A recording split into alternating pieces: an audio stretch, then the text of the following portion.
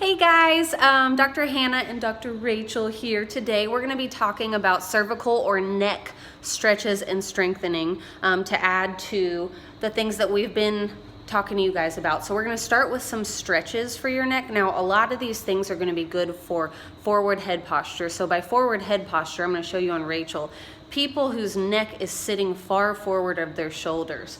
So what we're going to try to do is strengthen these extensor muscles that keep your neck upright, and then we want to lengthen the flexor muscles here in the front so that the middle of your ear is sitting in line with the middle of your shoulder.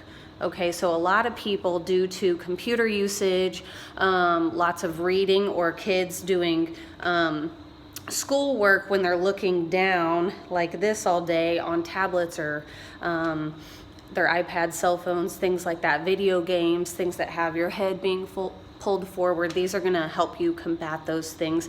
Along with ladies, the hump.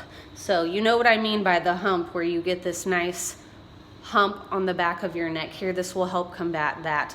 So like I was telling Rachel earlier, we want our humps down here, not up here.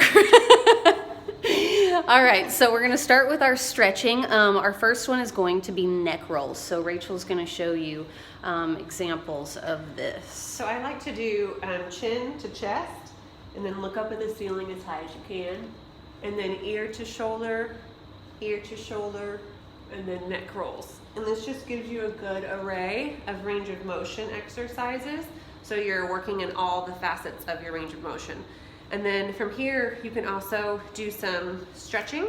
Now, I do this one of two ways. If you're by yourself, I try to put a little bit of pressure on my shoulder while I'm drawing my neck across to give a good trap stretch, an SCM stretch.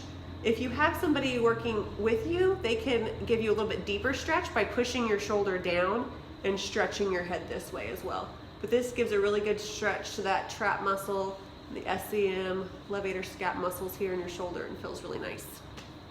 All right, now we're going to move on to some strengthening exercises. Rachel's going to show you some thumb traces. Thumb traces are going to work on the range of motion in your neck as well as those extensor muscles we were talking about earlier. So you're going to put your thumbs out in front of you, lift your arm up, and you're looking at your thumb and tracing it all the way from front to back.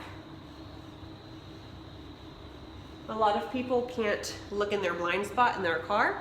They tend to have to move their whole body, so this helps with your range of motion, looking over your shoulder and tracing it all the way back. I would say 30 each side per day is probably suffice.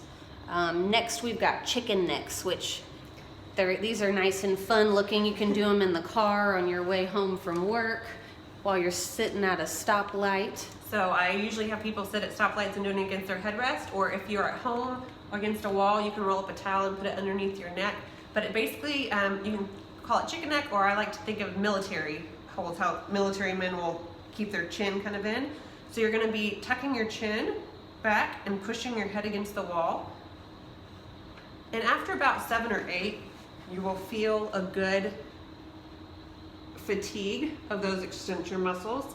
And if you do probably 15 to 20 of these and try to do a few sets throughout the day or at every red light, that'll definitely help to strengthen these extensor muscles.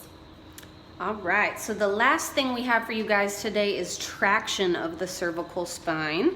Rachel's gonna show you a couple ways. This is the first way, just allowing your neck to hang off the edge of your bed so that it can traction downward, again, helping those extensor muscles and strengthening, or stretching rather, the flexor muscles. Usually we want to do that for maybe a minute and a half to start with, up to about 3 minutes. You don't really want to do it too long. Those extensor muscles will fatigue, and sometimes people have a difficult time bringing themselves back up. So if you need assistance, wait until somebody's at home to help you in the beginning, just to make sure that you are able to get up on your own. So another version of this that is helpful for people that maybe it's uncomfortable to lay your head off the edge of your bed. Maybe that's too much extension for your neck. A good thing to do is to take a face towel. So you want to take it lengthwise, fold it in half, roll it up into a little log roll. You can put some rubber bands on either side just to make sure it stays. So you would want to go to the edge of your neck here And where you feel that big bump at the base of your neck, you want to go a finger width up, and that's where you want to place that roll. You're going to be laying on the ground preferably because you want a hard surface.